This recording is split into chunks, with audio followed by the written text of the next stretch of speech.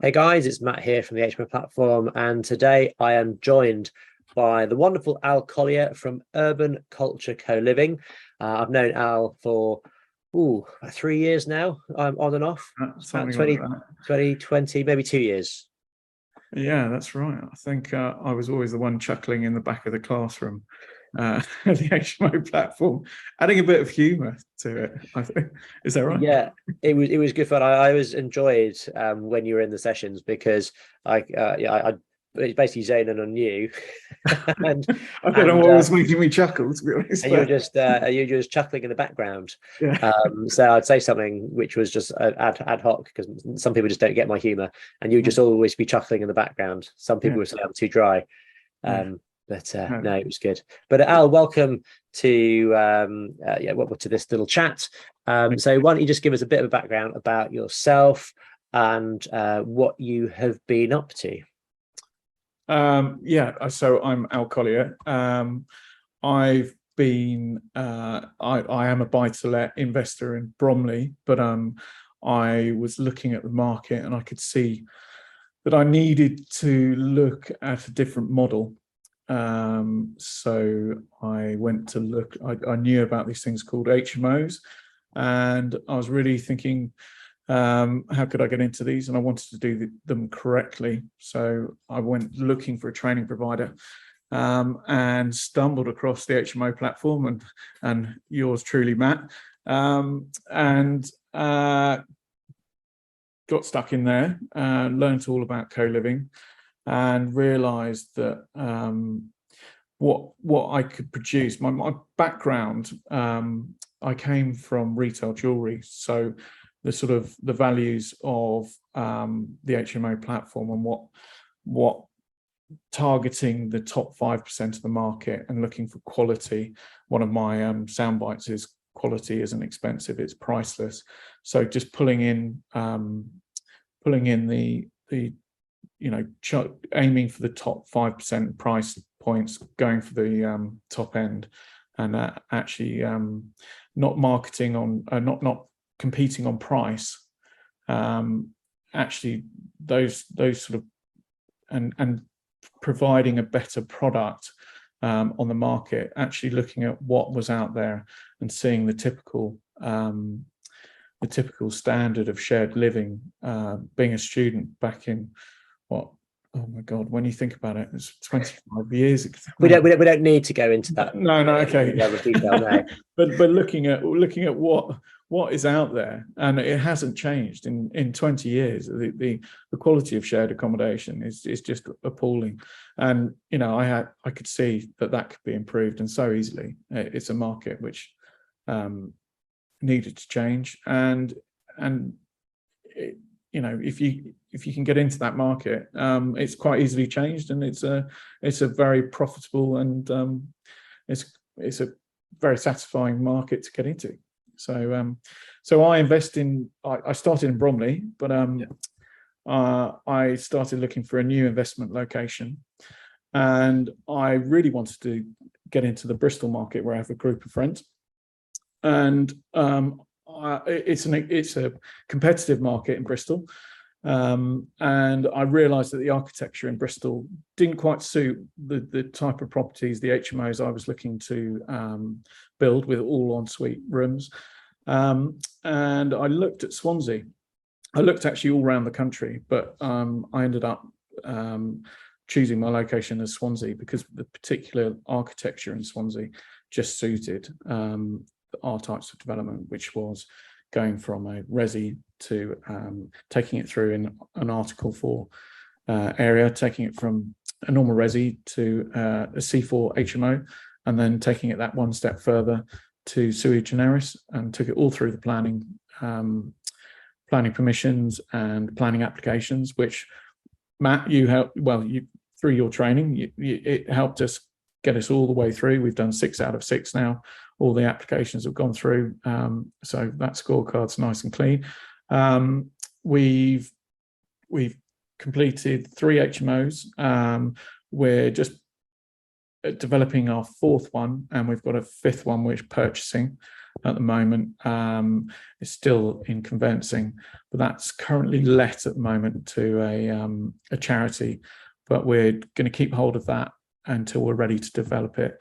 It is a charity, and I'll go into that later. But it's something which the tenants in there aren't really in need of that charity's use. Anyway, moving on from that. Okay. It's something we can develop later. But yeah, anyway, there we are. So yeah, so that's what I've been doing. I'm a co-living investor now in Swansea and loving it. Fantastic. So first question about the planning process. Did you find that relatively straightforward? 'Cause I know a lot of people shy away from Article 4 areas because they go, oh, it's too hard. Yeah, so why did you choose to do an Article 4 area rather than somewhere else where you maybe be able to get your C4 usage really quickly and easily?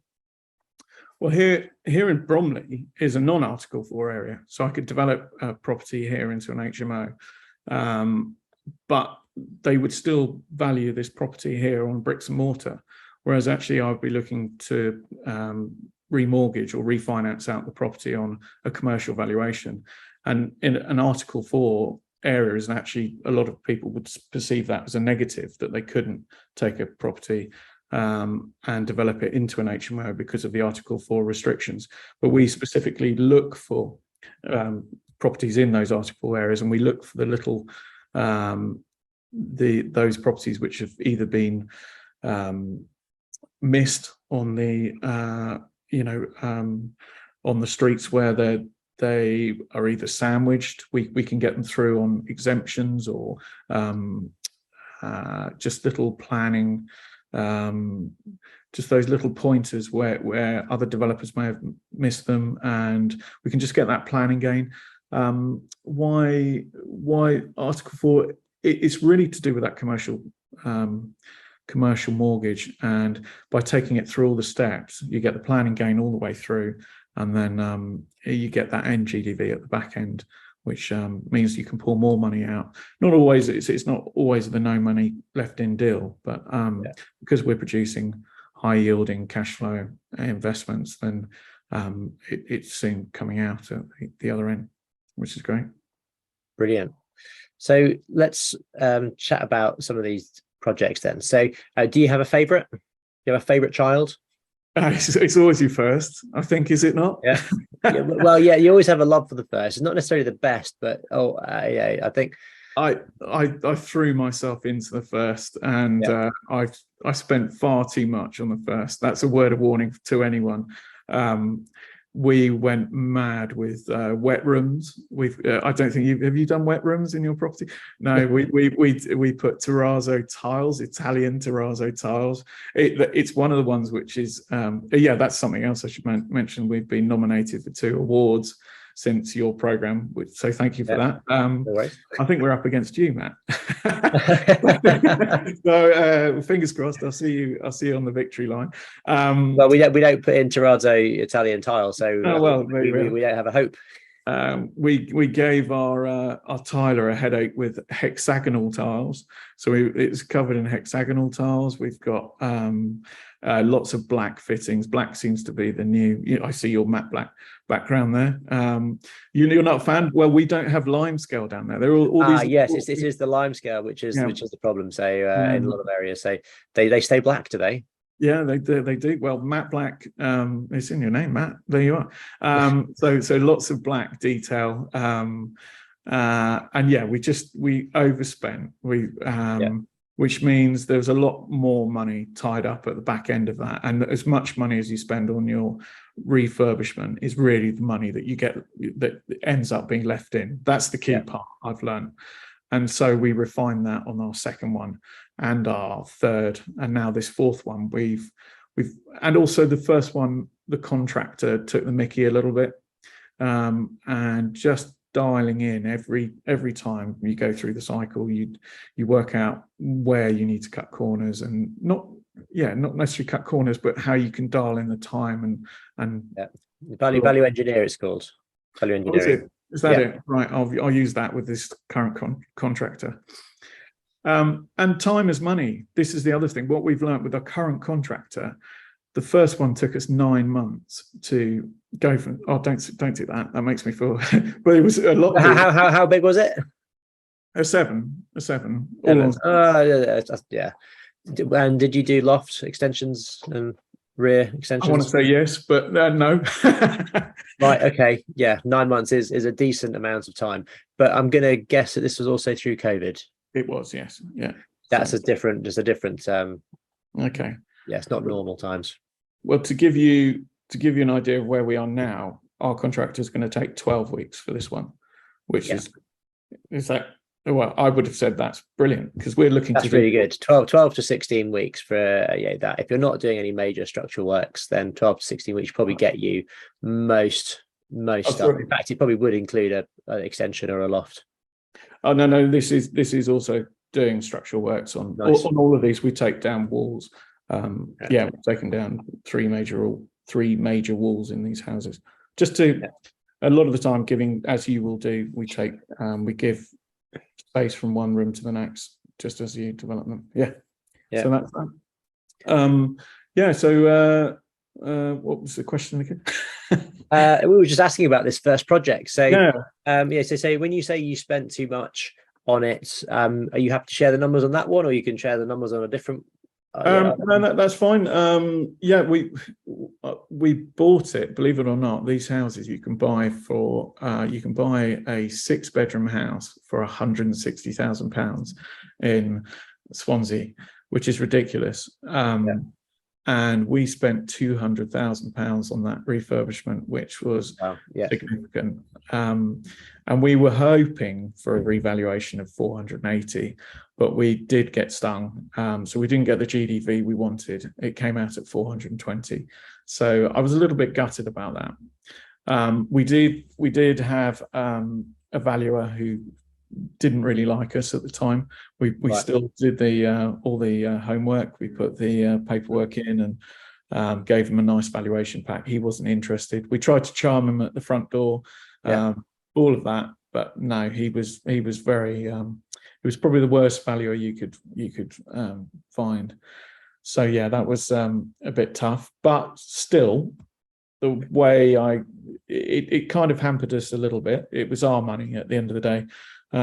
Left money. It's hampered us for the second and third, but it's been a cash flowing asset, which is great. It still brings in £2,500 net after everything a month, and you still got an capital uplift of 60k there.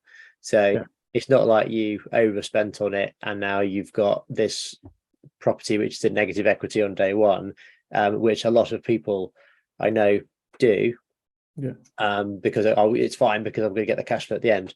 But in reality, if you can increase the value through that planning permission that you're doing, you bought for 160, and in real terms, that asset which was 160 is now worth 420. Yes, that's 3 times the. That's a really good amount of 2.5 times the initial value. Obviously, a journey to get there.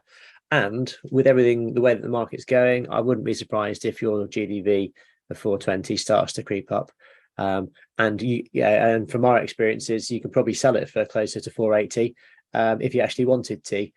So there is what the bank say it's worth and what someone's willing to pay for it. So if you've got that really high cash flowing asset, 2.5 grand net, that's really appealing to a high net worth individual, hands-off investor who just wants the yield.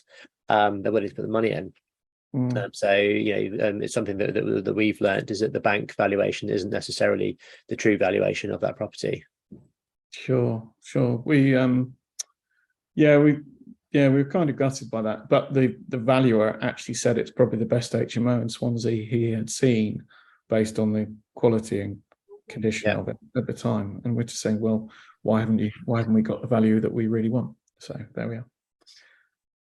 Exactly. So I think most people will resonate with that, and about down valuation of 60 grand is frustrating. Obviously, it ties up with about 40 grand of cash that you were hoping to get back. But in the grand scheme of growing your business, it's not the end of the world, and you have learned from it. And you've also now got that comparable to that property in that spec is worth 420. So if that's the case, then you can dial it back a little bit and go to that, and have the rest kind of followed with the same valuations, or have you been able to?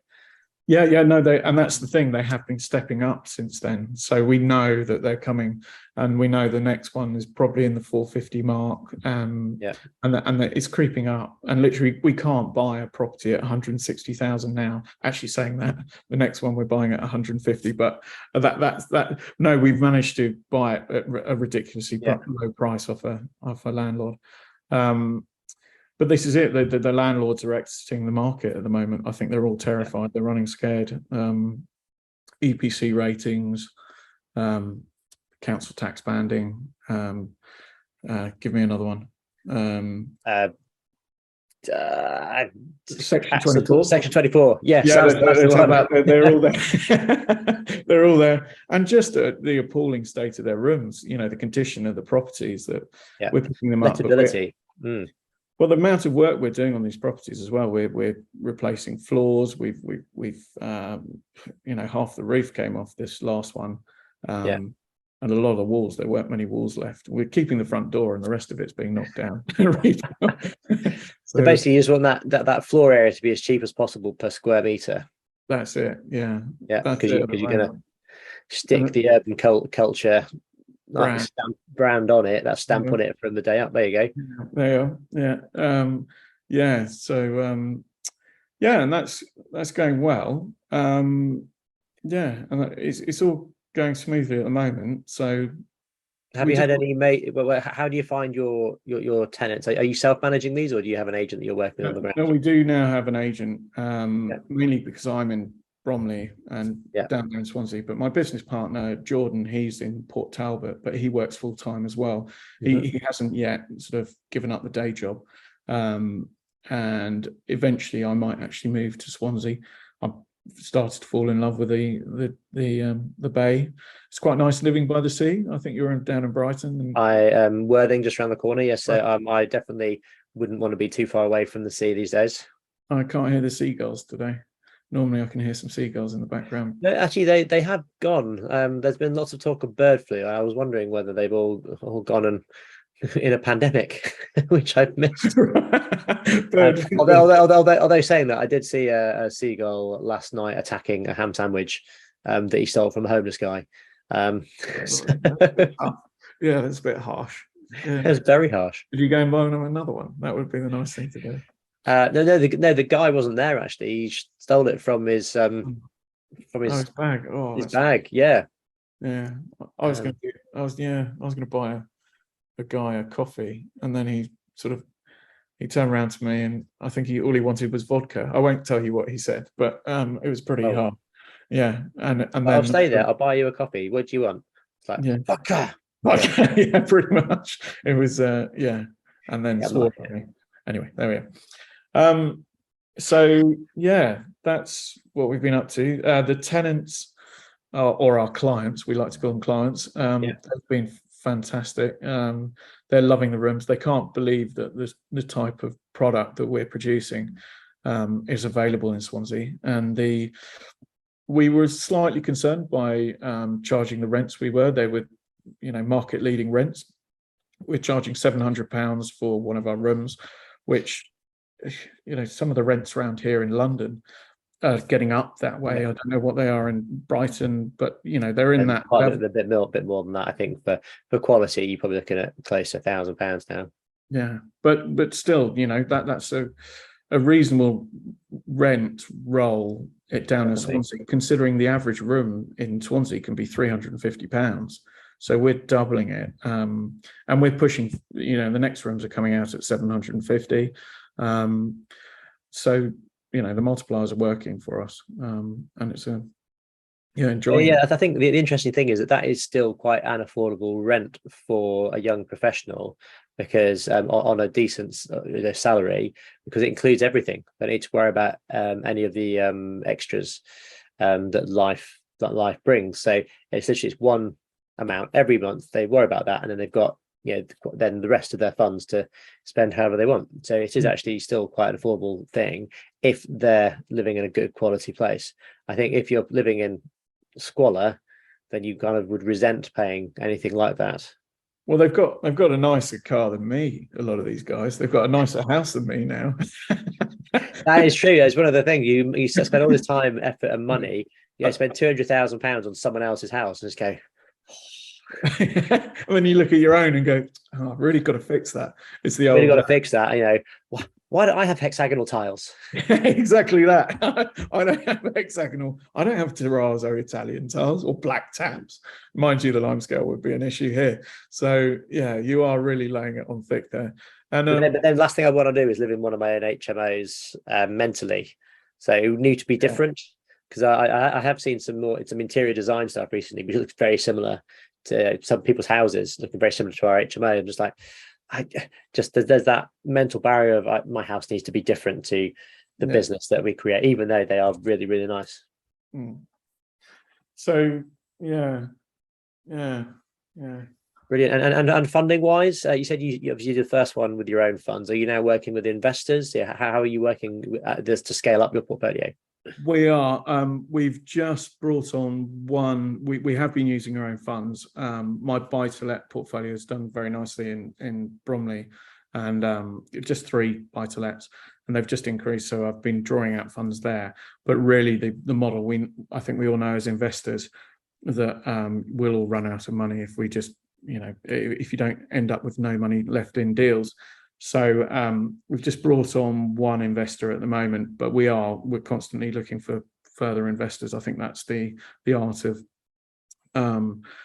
investing, really bringing in more and more. So we've got plenty of deals. We're looking at a pub to 2 7-bed HMOs at the moment. We don't really do one large 14 HMO.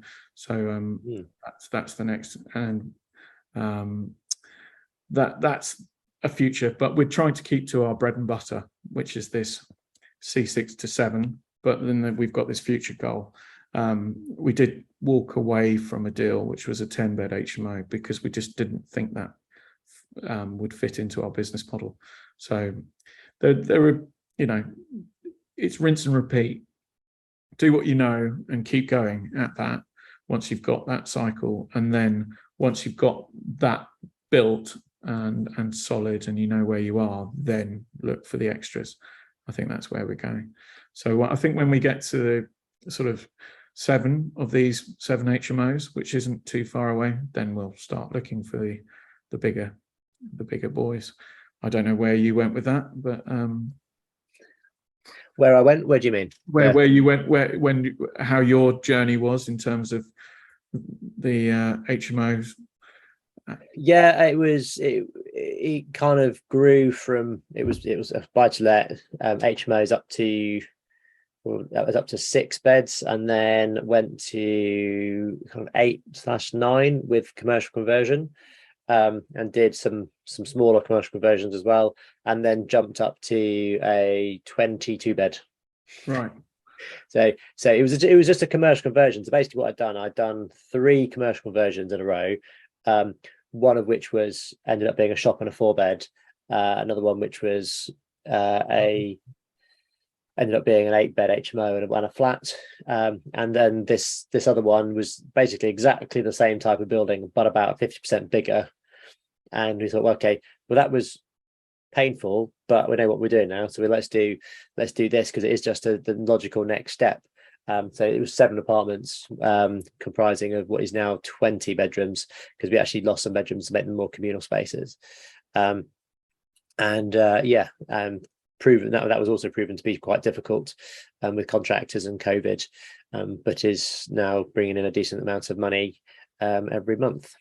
We'll see. Yeah. So we did go, and that was in about started in 2015, first purchase 2015. So bought that in 2018. So that was year 3 that we started to go for larger stuff. Yeah. Okay. Yeah, I suppose we should be.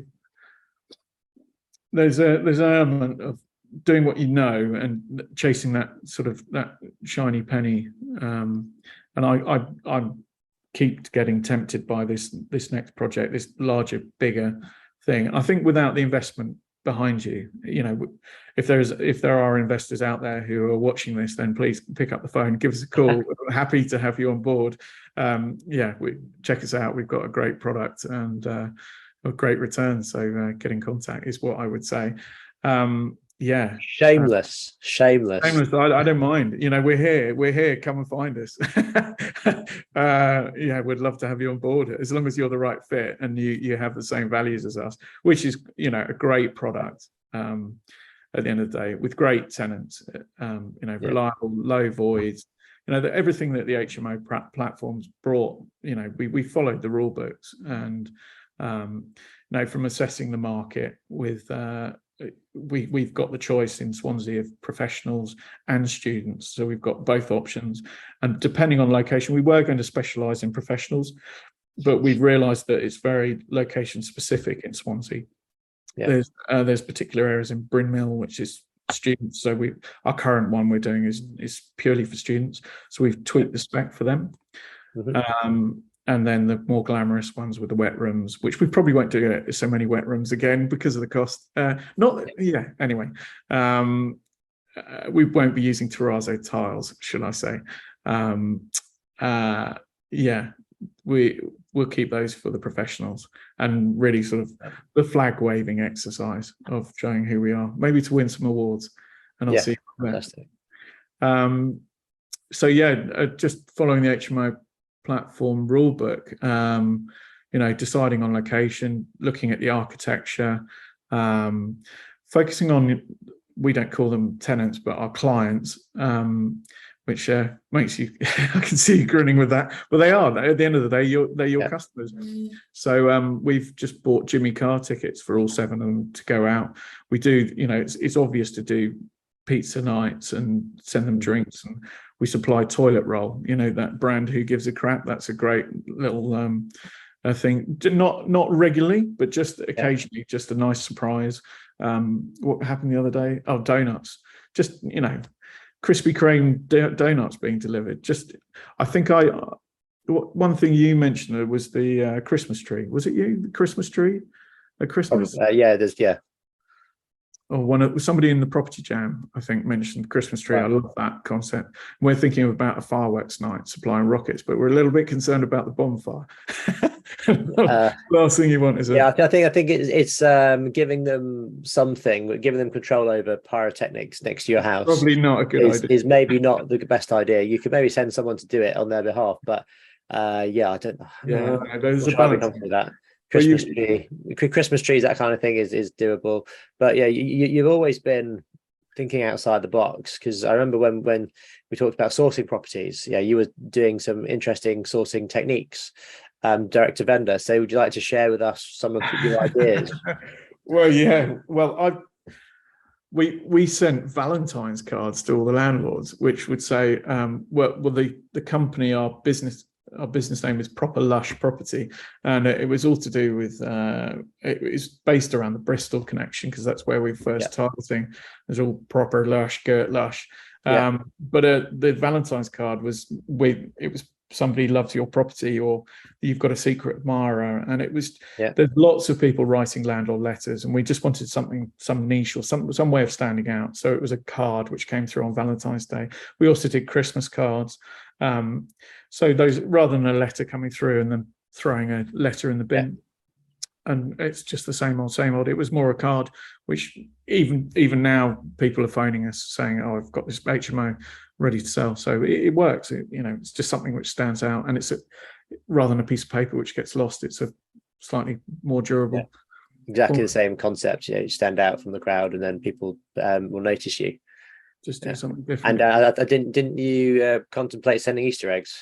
I think. Yes, we were worried about the dogs. That's the only thing with chocolate. Well, that's the other thing. The last thing you want is somebody's pet. Although an Easter egg can't go through the letterbox, so they'd have to answer the door. Slap it down and squeeze it through the letterbox. So that did stop there. We didn't go forward with that. I think we were put off by. How nice of you thinking about the dogs. Yeah, we didn't want to harm any. Well, it was a bit of a no when we spoke to somebody about the marketing of that, and it didn't go. Fair enough. But so just to kind of start to wrap up, what would you say is the biggest learning that you've had through your adventure in the HMO worlds to this point? What's your biggest learning, or what would you do differently? My biggest learning is price is not a negative factor. If you're marketing to the top end of that market, then they will come. The tenants, when we put our rooms out there, they were fighting for those rooms. We see many HMOs which have identical rooms, so they always have the same feature wall. We make all our rooms different, have different colors in the rooms, different furniture. They have different style bathrooms, and so when a tenant or a client comes into the room, they look at the rooms, and it's not, do I want to live in this house? It's, which room do I want to take? So it's literally, it's a assumption that they're going to be living in that house. So they're walking in the door and they're walking out saying, yeah, I'm moving in. When are you moving in? So price isn't a negative factor. Character, creating something which is beautiful is great. I love all of that creativity. And quality isn't expensive. It's priceless, is one of my things I live by. And that comes from my retail jeweler's background of selling diamonds. And I think that might be the title of this particular interview. Quality isn't expensive, it's priceless. And I think that is fantastic, the kind of line to end on, to be fair. So I want to say thank you so much for being with us today. If people want to get in touch with you, how can they do that? al@urbanculture.uk, or on Facebook. Please send me a message, and I might get back to you after a little while, but yeah, please do. Investors, I'll get back to you straight away.